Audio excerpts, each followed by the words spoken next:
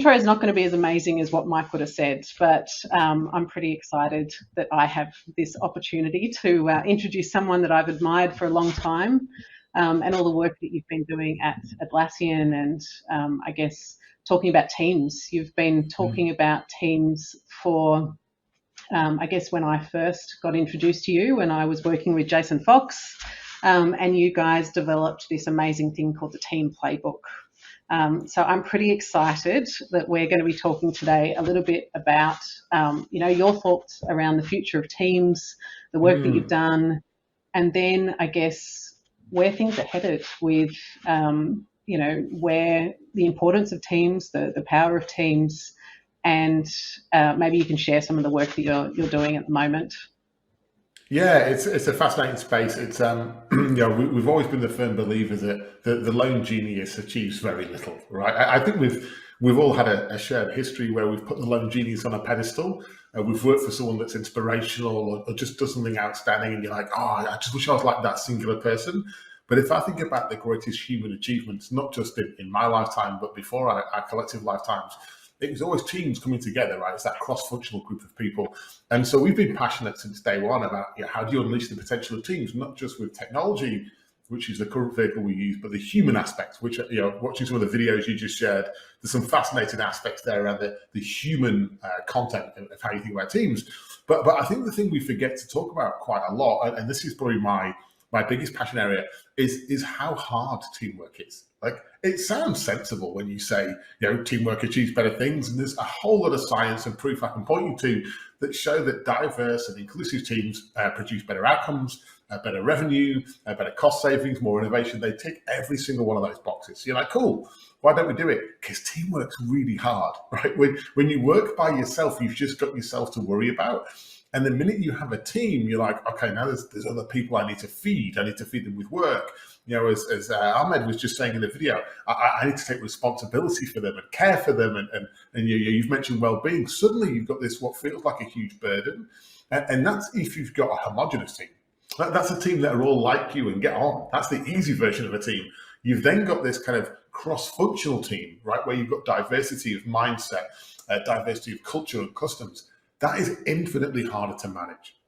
Really valuable when you crack the tax, right? When you get over the tax of spending time together, you're suddenly like, oh my God, this is an investment. But it's not necessarily intuitive and it's not easy. And so we've been focusing at Atlassian a lot of our time on how do we understand those nuances of what makes an effective team. And that was even pre-pandemic, right? When we're like, cool, let's try and understand teamwork because it makes sense. Then the pandemic hit, we're like, okay, this is massively changed how we think about teamwork. And then kind of to sort of pay homage to what you were talking about before, in this new distributed world where you have people working from anywhere, different time and different place, what does that mean for how we turn up in teams, right? If we used to turn up in a singular co-located space, there were certain norms and rituals there that are no longer present.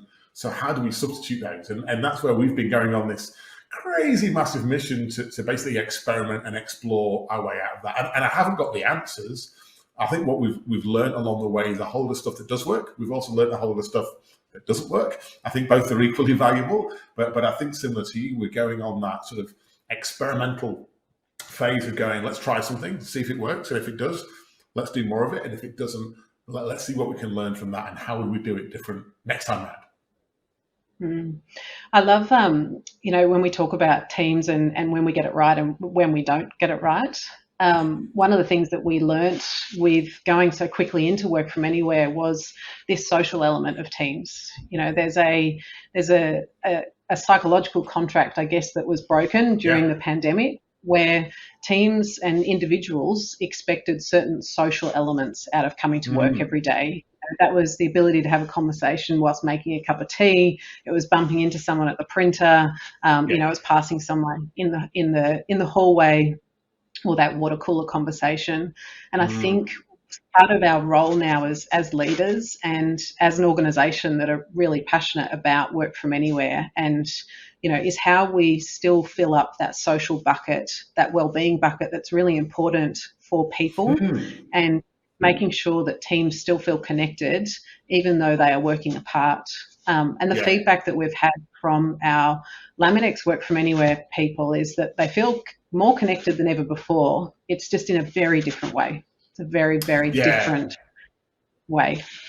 Yeah, that environment's changed, and there's a few things we can probably unpack there. I think the first one is, if you look at the neuroscience, and there's a huge amount of neuroscience that is explained in very simple forms, that when we tap into it, I think it just gives us a huge sense of understanding what we're going through, right? Some of the neuroscience I've been looking at shows like the importance of psychological safety and that sense of belonging. I think it's probably worth us talking about some of the myths that we've kidded ourselves about, right?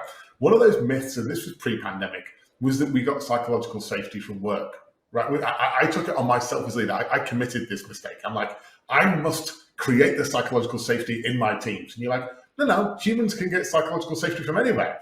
And what happened in the pandemic, instead of getting it from our teammates, we got it from our friends and family. Like, I built way better trusting bonds and relationships with my friends that were within my 5-kilometer radius that I could catch up with. And we'd go for our daily walks and catch ups. We were each other's sort of mental support group. I got psychological safety with them. The reason that as an employer, you might want to be concerned or sort of curious about that is, if you're getting it from somewhere else, then what does that mean you get from work? And if you don't have that psychological safety, does work become a little bit transactional? And I don't mind admitting, for me, there was times in the pandemic, because I was getting my psychological safety, my sense of humanity and belonging from other people outside of work, because I couldn't get it from my colleagues. Then my colleagues were who? They're just people who are sending me tasks, and I complete the task and I send it back. Work became very transactional. Like for me, my role went from feeling like it had quite high purpose and impact and value to suddenly going, oh, I just need to do these tasks and send them off and then I'm done. Or I need to attend this meeting and then I'm finished. There was a finality to it that wasn't good. It wasn't good for my engagement, for my mojo, for my motivation, and for my impact, right, in a work context. And so I think your call out is spot on. I think we went through a forced experiment that really challenged how we built that connection. And I think what we're realizing now is it is important, and there are other ways of doing it. It doesn't have to be this, I go to the office Monday to Friday, 9 to 5. Right? There's other ways of doing it. Quick example, last week I was actually in San Francisco.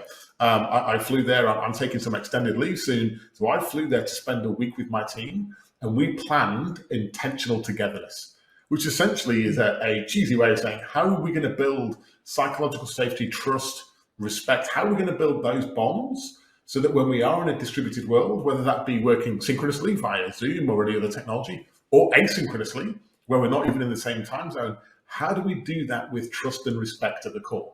And that doesn't happen for free, and it doesn't happen by accident. You have to do it on purpose. And so we built those bonds on purpose, in a room together in San Francisco. One of the interesting things there was, as an offsite, which essentially is what it was, it bore no resemblance to an offsite I would have had 2 or 3 years ago, right? Just as an example, one of the things we did, we planned for serendipity in the agenda, right? Which actually, as I say it out loud, makes no sense, but it made sense. So we did the thing in that planning phase that typical people do. You're like, right, we've got a week together. We don't think we're going to hang out again this year, so let's make this week perfect. And we filled the agenda with everything. Everything was in there, strategy and OKRs and goals and plans and roadmap and all the things. And you're like, wow, if we accomplish all that, that's awesome. But where's the room for connection, right? And it's hard to take out an hour in an agenda that's already full and go, we're going to take this thing out and we're just going to leave it blank and it'll be okay, right? We've got to trust ourselves that we'll fill it, and we won't fill it with noise. We'll fill it with the most important thing we need to talk about at that time. And sometimes it's a coffee stroll, and other times we spiked on a piece of work, and other times we dragged in an external stakeholder. We had a conversation. It didn't matter what it was. It was the thing that was most pressing, but we had to make room for it. And as a team, we were really challenged with that because we wanted to fill the agenda. It's a natural human trait. Let's fill the agenda with the most important things we know now. We would have had none of that serendipity. And so those conversations, we actually just made space for them, whether it be at the water cooler or making a cup of tea or going for a stroll, whatever they were. And so we actually built those meaningful bonds, right, that will last us for the next 6 to 12 months. And so I think there's a model there around really focusing on intentional togetherness when you are together and getting that connection there so you can work effectively in this distributed fashion. And then I think the second thing is, I think we had a forced experiment on us where we had to unlearn old habits. Right? We had to unlearn working from an office because it just wasn't physically open for a lot of people. I think we need to continue to build that muscle of unlearning. I think, when I was looking at some of your videos before and looking at some of your content, that you can almost paint a picture of that desired future state. And that's wonderful. I think painting that picture gives people the inspiration and the provocation. Here's what it might look like. But I think, like, if you imagine that's fitness and today I'm fat, what I need you to tell me is to cut down on sugar. I need you to remove things from my diet, because I can look on Instagram at fit and I know what fit looks like, but I need you to help me with that first step. And so I think the senior leaders I'm working with that are probably having the highest impact right now are not over-indexing on the future of work. They're actually focusing on modern work, like what's happening right now, today, on the ground. What's the reality of what my people are feeling, and what's it smell, look, and feel like, and what are they experiencing? And therefore saying, what's one thing we can do better this week? What's one thing we can do better next week? And breaking that down. To do that, there's a huge sprinkling required. And I get the sense you've done some of that already, but it's always fascinating for me that there's a lot of the organizations I'm working with think that they can add in new ways of working. They're not so good at removing old ones, right? That they love to sprinkle in the new, and you're like, that's just sprinkling. Like, if I'm going to focus the right time and attention and energy on this, I need to remove first. And so, one of the exercises we've been doing across Atlassian with our leaders is helping them unpack how do they unlearn old habits, old rituals, old ways of working, and how do we have a celebration for those or a wake for them? I don't care which. Let's have a round of applause for them, leave them in the past. What can we learn from them? And then move into the future, right? And that cycle of learning for us has become very important, not just to sprinkle in new stuff, because otherwise we just don't give it the time and the space and the attention it really, really deserves. And I think it's worth noting that there's quite a cognitive load on us. Experimentation sounds fun. It's really hard because it's full of unknowns. And so it just takes more energy, right? If you're following a set of routines, if you've got a process you follow, you can probably do that with your eyes closed. But when you start with a blank piece of paper and you start evolving, it does take a lot more energy. And therefore, we need to give notionally more space and time for it. Yeah, there's two things that I really loved as part of that. One is that kind of ceremonial stepping over the line, which I think that teams or leaders really need to do, create the space to do that, because that's a great way of saying, look, we did work this way, but now we're going to work that way. And this is that moment in time, that line that we're going to step across into what that future looks like. And the other part was being deliberate. I know when we talk about culture and transformation and all of those things, you've got to create deliberate actions and kind of call them out to everyone on this is what this is.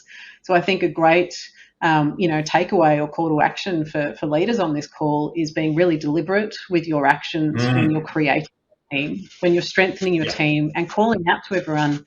This might feel like small talk or a little bit fluffy, but what we're doing is actually strengthening our team connection. It's this, we're creating space in the agenda to connect, to feel closer as a team, to understand each other. And it's being really deliberate in that. It's one of those you like bear with me while I experiment. Some of this will work, some of it won't. If I was to add one more, if I can, to that, because I love those two things, I think there's a lot of leaders do the first two, but they think they're doing it for others, right? They're like, I'm going to create some actions for the other people because I'm fine. I'm a leader. I'm really good. I've got a parking space, quite well paid, so we're all fine. And you're like, no, as a leader, it's your job to go first, right? The first action has to be yours. And actually the way to get action and to drive change is to role model it, right? It's to be the first mover. And I'm still bemused. I'm hopeful and sure it's different for you, but the number of organizations I work with where the leaders think it's their job to decree the change, but not to be the change. And I'm like, that is, in the modern environment, it's not going to work. It's not sustainable. It's not scalable, and it's just not authentic. And so, I think that's hard. I think it's worth acknowledging for leaders that have grown up in a certain environment, it's hard to make that change. Hey, it's Dixon. It's hard to make that change, right? Because if you've got 20 years experience in an organization, and for 18 of those years, stuff was relatively similar, right? Your recognition system, your reward system got me promoted and it helped me grow. It got me into this role. And then suddenly we said, really sorry, mate. You know how that's been the path for 18 years? The world's just changed. We now want servant leadership and you need to be a role model and go first. You're like, no. You promoted me on knowledge.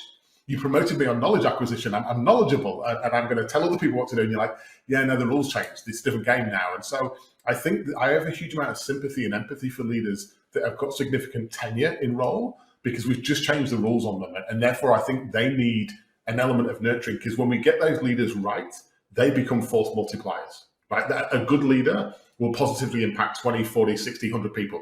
A bad leader will negatively impact 20, 40, 60, 100 people. It's the same effect. It's just whether it goes up or whether it goes down. So I think realizing that they're a force multiplier, but equipping them to be a good force multiplier, that's a very different role than we've probably thought of before. Yeah, absolutely.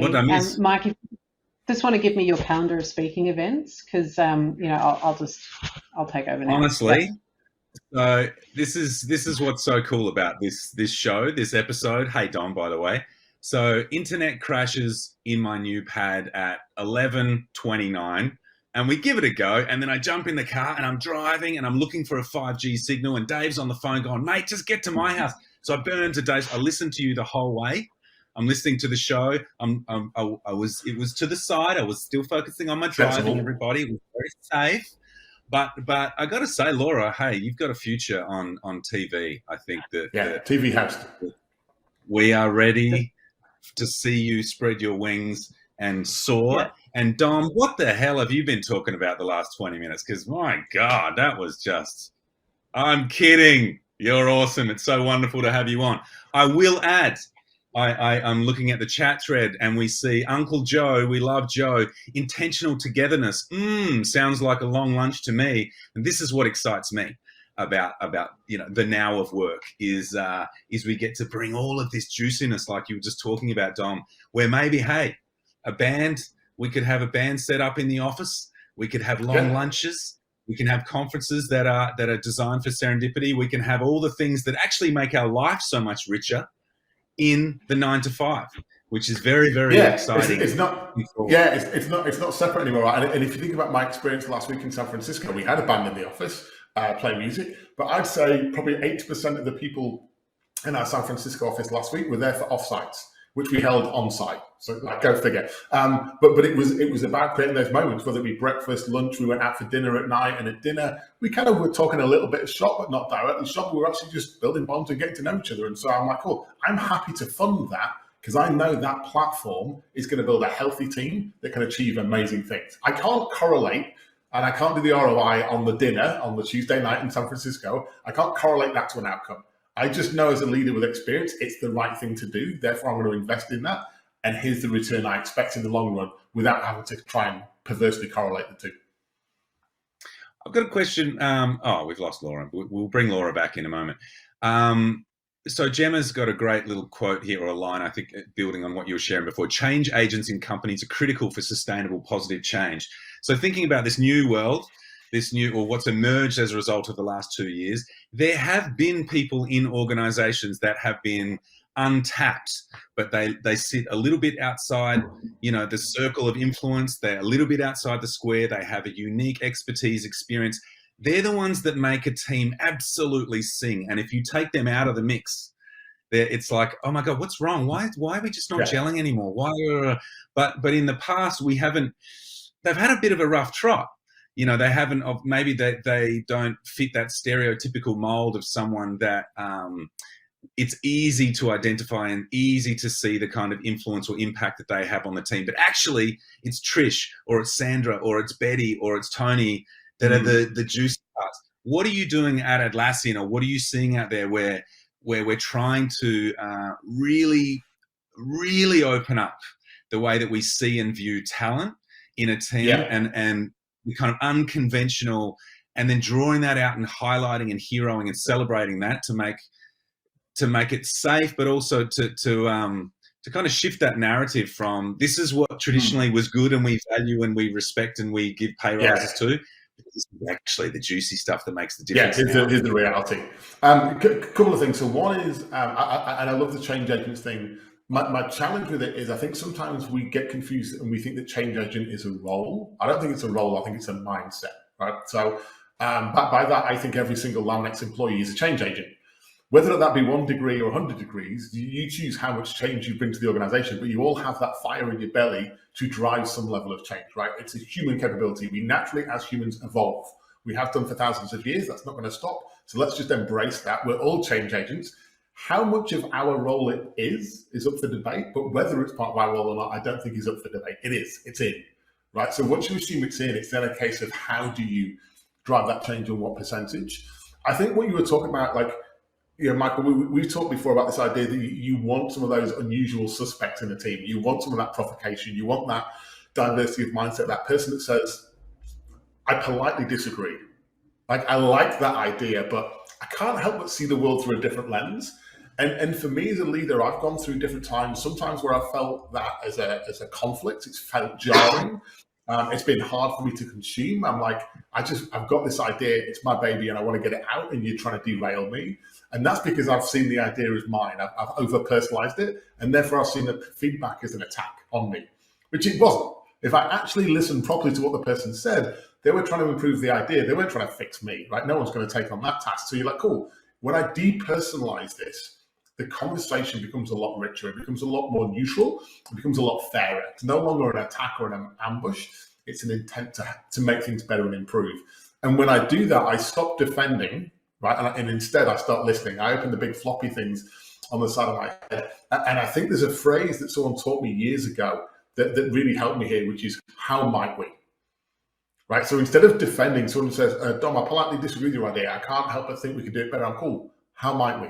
How might we do it better? How might we think about different personas? How might we include different stakeholders? How might we challenge the status quo? How might we understand the sacred cows that haven't been challenged before? And who would we go and talk to challenge them? Like, how might we, and that is a very open, forward-looking conversation, which enables me to actually bring those people into the conversation, right?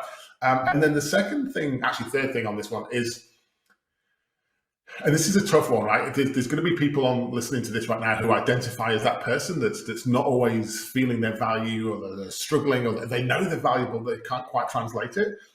Find a way of translating it. I had a personal situation a few years ago in Atlassian. I get to go out and do all these conferences and events, and I'm living in the future. And I come back to Atlassian, and I'm like, I've just word vomit over everyone. I'm like, here's the future. And they're like, Dom, I don't care. Like, they do care. They've got 500 other things on their to-do list. I quickly realized, probably took me a bit too long, part of my role was to find a way of synthesizing what I'd seen and felt and heard and learned, taking that and delivering it in a consumable way. And that turned me from a devil's advocate, like someone who's probably just a bit of a pain in the ass, into someone that was valuable because my intent had changed. And it's a subtle difference. It took more investment for me, it took more time, it took more empathy. But when I write it in their words and just take that extra step for them, I make it easier for them to follow through on it. It actually delights me more because it gives me a higher chance to see my work out there in the wild, right? Otherwise, I've given them a huge amount of jumble, and I'm having to give them the ask and the tax of translating that to something meaningful. They're not going to. And so I think if you identify as that person, try and find a way of understanding, like walking in the shoes of the person you're trying to influence, and try and find a way of synthesizing what you're thinking in a way that makes it consumable without dumbing it down, right? Which is the hard bit, right? Oversimplify it, it's a waste of time, but you've got to make it consumable to them. Could be analogies, could be examples. I find examples work really well, but I think there's ways of doing that without saying I'm me and you either take me as I am or you don't take me at all, which I find is not very helpful in a team environment. Mm-hmm. If we are, that's beautiful, great advice. We're talking about change agents and people that are passionately showing up and doing everything they can to push an organization forward. Well, hey, the top of that list is our captain, the wonderful JB. I want to bring him in now because I think he would be one that can add some unconventional wisdom to this conversation. JB, come on down. I can't give you a soundtrack with my buttons, but I can give you one of these. Ooh, here he is. Hey, mate. Hey, Mike. Hey, Dom. Yeah, really well. Dom, meet JB. JB, meet Dom, otherwise known as Justin Burgess. But hey, you guys, I think you've got a lot in common, and we're going to find out what that is right now. But what I'm more interested in is what you don't have in common, because that's going to make for an interesting conversation. JB, have you heard anything that Dom has shared so far in his wonderful, generous way that he does that you disagree with? That you're like, not sure if that's really worked in our organization. I'm not going to start off on that foot, but what an amazing conversation. I was literally just kind of enthralled and deep into it. It was fantastic. I could have just sat here and kept listening, to be brutally honest. I'm not sure what value I'm going to bring, but I have learnt some absolute pearls of wisdom. But I mean, I think unpacking it for us and taking our learnings in that transition we spoke about a game of quarters for that deliberate reason. It was, you know, and Dom, I think you just kind of unpacked, you jump into the future and you try and drag it all back, and people, you know, kind of look at you with horror because it's just too many steps and too far. But we kind of spoke about that rhythm of the game of quarters, and just really keeping people in the now, and really being quite clear about the little wins and the steps, and as you kind of transition from one world into the next. And we also learned the same lessons, right? Just trying to drag forward too quickly just is too much. But really that philosophical view of the game of quarters really worked well for us. I think, you know, that conversation about you and your team, I refer to that, and my language around that is kind of purpose, not presence now. And I think that's one of the evolutions, particularly as leaders, as we look to, you know, come from the old ways of travel, as an example, business travel. And one, just the complexity, having been on a plane more regularly over the last 3 months, it's a pain. It's not as easy as it once was. So, you know, that thinking of really what am I going to accomplish when I'm there, either with my team or on site, and being quite purposeful around that, I think is one of the other evolutions here. I mean, the third one I'd unpack, I think, you know, as we move from one model or one culture to the next, I think it just opens up a hell of a lot more opportunities. And we've had some fantastic conversations through this around things like diversity, and people that can't work in a traditional office, that have fantastic skills and capability, competency to bring to the table, that actually now are quite accessible. And there's some really wonderful things that, you know, that people didn't really fit in a traditional model, and that opens up a new world of opportunity. So I think once we leave one behind per se, and we think about maybe some of the things of the, you know, concern or confusion for certain type of people in there, there is so much on the other side that Jet is just, you know, creates a wonderful new atmosphere for diversity and inclusion, and people to come into your business and kind of start to challenge even further, right?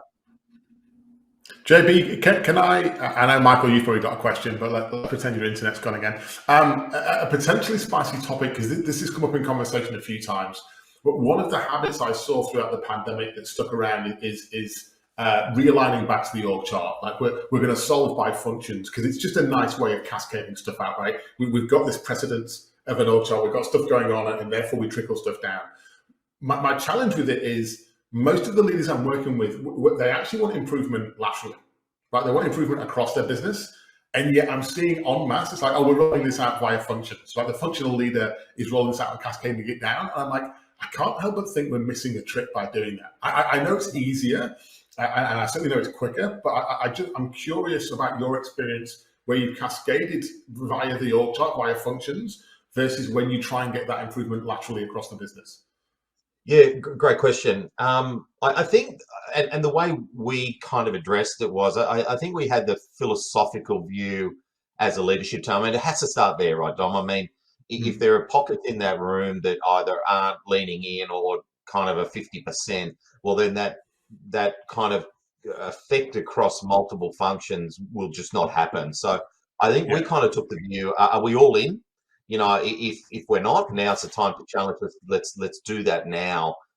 Let's think about this and unpack it. And then I think we got that kind of organic effect that, you know, ran across the business, not down through its functional units. And I think, you know, going through COVID, and I'm not sure your experience, but the ability to do these things more regularly, the ability to have multiple people talking to multiple functions at one time was really an evolution for us. So I think that also helped. So just the mechanics of communication and the different styles of communication, and the ability to really bring people, you know, collectively together in one big swoop, rather than the traditional of everyone on a plane and we're going to meet in Sydney. And I think that broke apart the functional elements as well, because that, I think, was the background, right? Sales had come in, and then, you know, finance. Doing physically.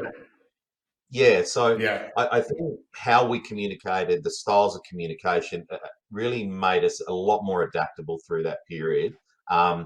And I think the smart businesses will genuinely see this as an opportunity for competitive advantage, Dom, in my opinion. There's the upside. smart ones will really... You're right. It's still threatening. I think it's still hard. It doesn't make it any, like, seeing the value doesn't make it any easy. I think one of the, like, just to show you one of the mistakes we made, we got carried away by like, oh, this is we can include more people, and we saw all the upside, and then there was this moment where we're like, are we violently ignoring all the voice? Like, we became so broadcast that actually I don't think we did enough listening, and therefore it became this exercise of going, okay, and this isn't engagement surveys. It's like, how do we meaningfully listen to our people? Because getting our leaders to lean in, absolutely 100% agree, you need that. But one of the things we realized, and no offense to any of the leaders in Atlassian, I'm one of them, was they had a very different environment to the people we were solving for. So it's like leaning in was quite easy for them. It's like, oh, can you lean into working from home? And they're like, yeah, which home?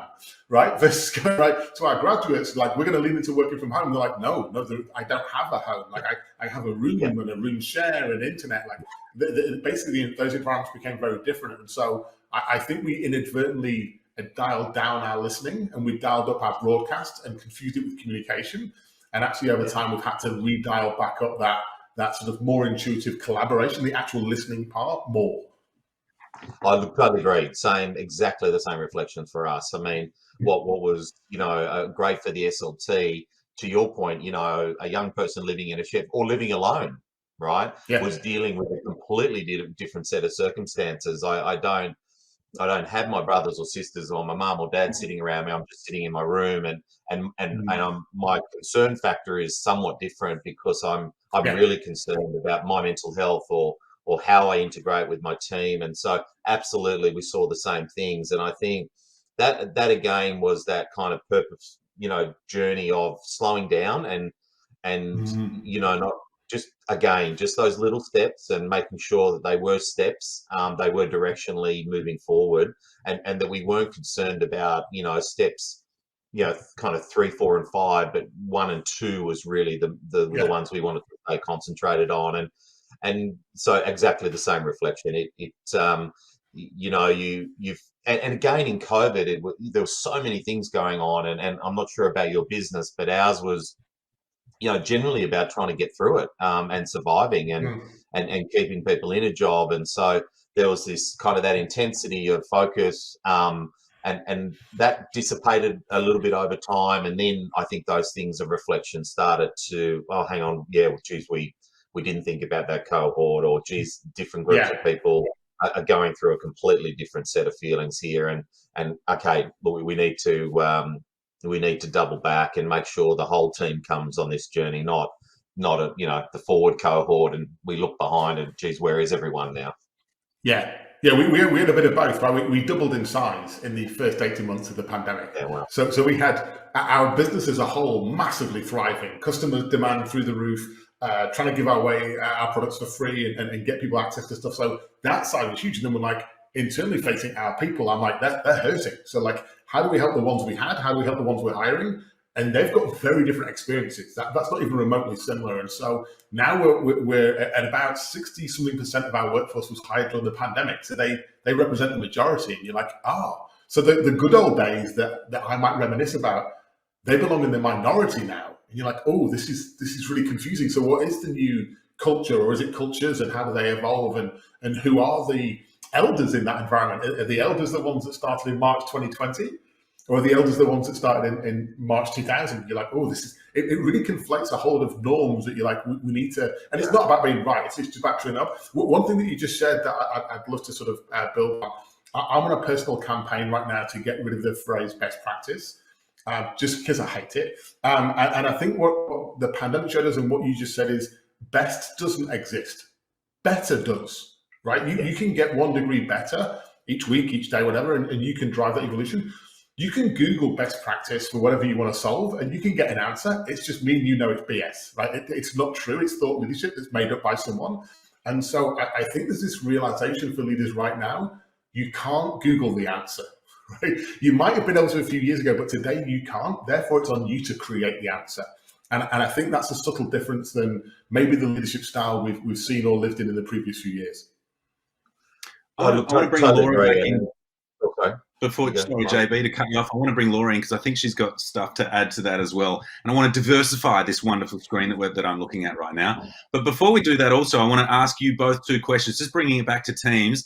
What's the best team you've ever been a part of? I'm going to ask Laura the same question. That wasn't a work team, but what made it so effective? What made it so fun, so joyful, so radical? What was it about the best team? I'll give you a moment so you can think about it, and I'll ask Laura the same question. But what was it about that team that set your soul on fire or set the world on fire? Let's get Laura back on and hear. Laura, I hope you heard that question. Did you want to add something to what Dom was just sharing before I ask you that question?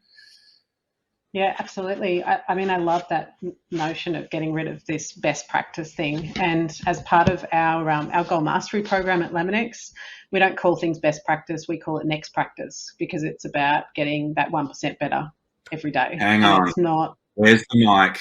Drop the mic, Laura. Okay, you just out-memed Dom. All right, you know what I'm saying? I hope we've captured that. We're going to put that on the internet.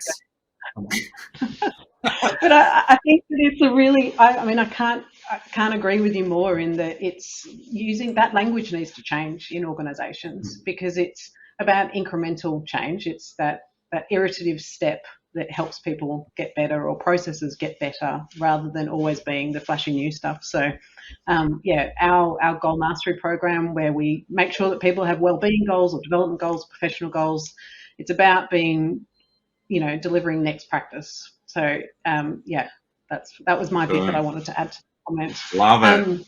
Gorgeous. But tell us about the team. The best team you've ever been a part of, Laura. What was it that made your heart sing?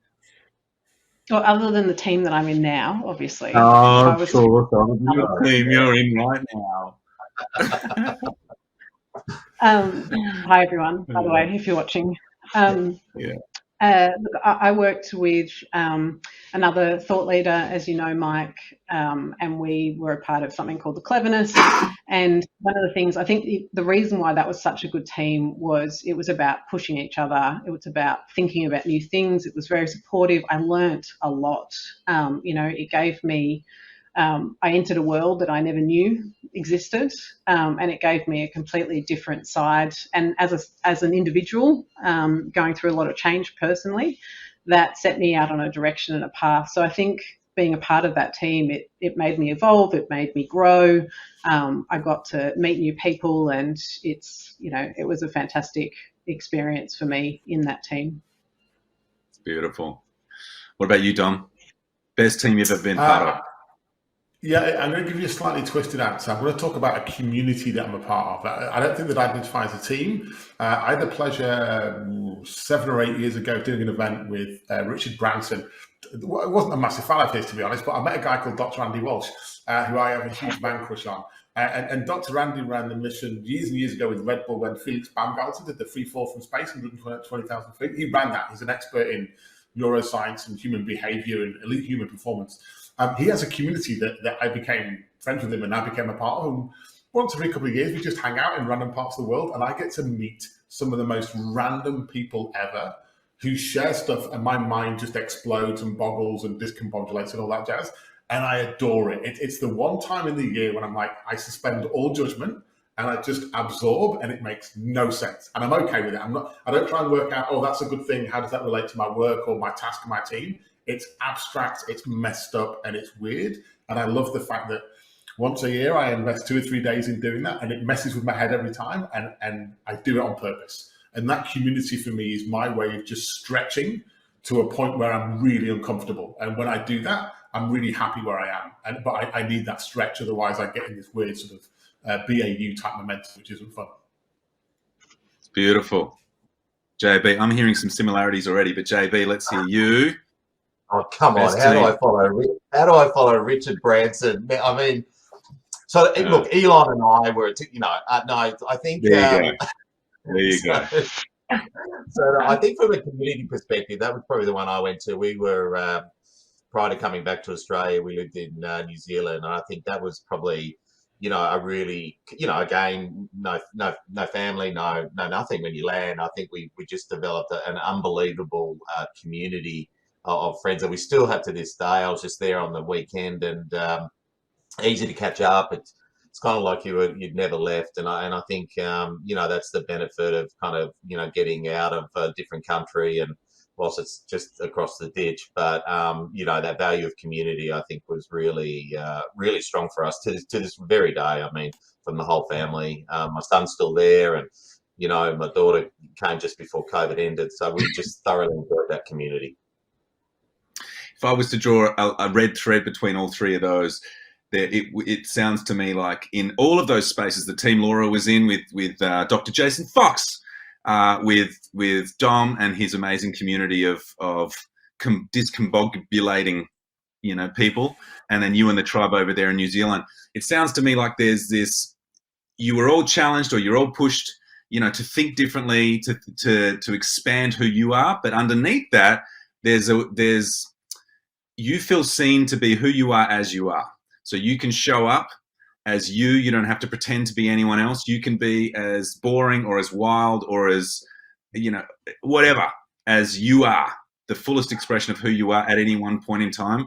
And then from that space, you can lean in more, you can listen more, you can learn more out loud, you can challenge yourself and grow. I think that's the real beauty of the opportunity we're facing of now is getting organizations where, we talk about bringing your whole self to work, but what a gorgeous palette for us to start playing with is if an organization starts to recontextualize its reason for being from just profit seeking or growth or to helping people figure out who they are, helping people figure out their natural gifts and talents by, being witnessed by one another, like this collective exploration into who we are, and discombobulating each other, like what Don was sharing about. How great would it be to go to work every day to feel part of a community and a team where you just get your mind blown by how extraordinary your colleagues are, or how different they are, or how dynamic they are. Michael,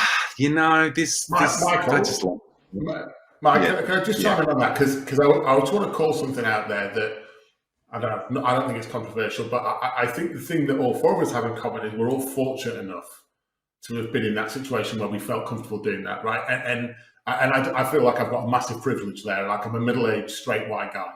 It's not hard for me to speak up and be myself, right? And so I'm always intrigued by the people that don't feel that same level of comfort and scratching the surface there and saying, what would it take? I was having a conversation with someone the other week who has found their voice, and I said to them, when did you find your voice? What changed? Because you always had the ideas in here, and more so in here, you just didn't feel comfortable sharing them out loud. What changed? And she said, I just sat there one day and imagined a world where I never spoke up and it was shit. And I was like, and she's like, so I just shared one thing.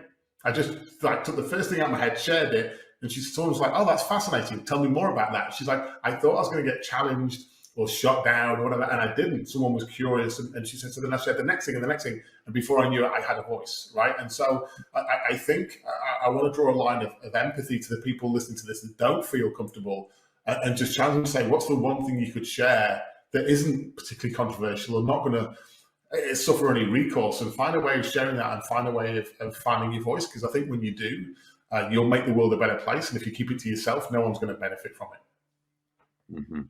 Mm. Yeah, couldn't agree more. Sorry, Mike. I was just going to say, I think that's the benefit of this new evolution of working and thinking, is that Dom and you just gave a great example, and I'm seeing more and more of that in our business. That the different environment just kind of organically brings a lot of that to the front. I mean, I guess the challenge then is making sure that you don't shut those avenues down, and that you maintain those environments. But I think the great leaders of this next evolution are really going to find this, a fun way of working, a really enjoyable way of working, but more importantly, they're just going to see the significant upside, which kind of begs the question of what was, what we could have achieved in the last 5 to 10 years with a better way of working and different ways of thinking. And I think therein lies, that purposeful journey for the next part is, geez, what can businesses accomplish? What is available? What is untapped? What's there to be harnessed that, is sitting under the hood, so to speak, but you're only in second or third gear, and And once you figure out, you know, there are fourth, fifth, and sixth gears in your business, without doing anything really radically different, well, then therein lies the power of the opportunity, right? JB, there's a great chance there to say, if you accept that what we're doing now is time horizon 1 and 2, like we're doing the stuff we should have done anyway, we're just playing catch up, not to ruin anyone's experience, but like we're just catching up with what we could have done anyway. It's then for an exercise to carve a few people out, a diverse group from your organization, and go and dream about time horizon 3, right? It's where I spend a lot of my time playing. You don't want the whole organization to do it, it's very distracting, but carve a few people out and go and paint a low fidelity picture about what might be. And actually, when you start to explore that, you realize that there's a few things you can do today to start to directionally head towards that anyway. Yeah, look, totally agree. And I think, you know, you've got to have those team bedding the camp down and just finishing those nuances of, you know, kind of structure and, you know, things that need to be just kind of bedded down. But I totally agree with you. And I'm actually seeing a lot of businesses now, interestingly, you know, trying to double back now. And the consequences of trying to double back, you know, the ones that said come back to work, you know, or else, or whatever way the frame was, or, you know, a day a week, or, you know, I'm really seeing those businesses now kind of trying to rapidly re-engineer, but it's actually to the detriment, right? Because what those people are seeing is so many other businesses available now that they can just walk in and be a part of that culture, and it's already evolved. So I think we're seeing a lot of that as well, this real correction of those that go, hang on, we might have got this wrong, or key talent are leaving, or we can't attract, and that retention issue is evolving for them. So, you know, I think there's a real carve out here that is in real time at the moment, literally in real time. And, you know, and I guess to your point, what is the next evolution? And Laura and I have had this chat, you know, I think 4-day working week is going to rush. But there'll be something 2-3 steps outside of 4-day working week. What is that? What is 2-day working week? Because eventually, you know, WFA is going to be the norm, right? I mean, 4-day working week will be a norm somewhere. The profile here is, geez, what's steps 3 and 4 to your point, Dom, right? What is that going to look like? And once harnessed into 1 and 2, I think, you know, culturally that evolution quite possibly might be a little bit easier, right? Yeah. But we'll have to wait for the next episode to find out what that is.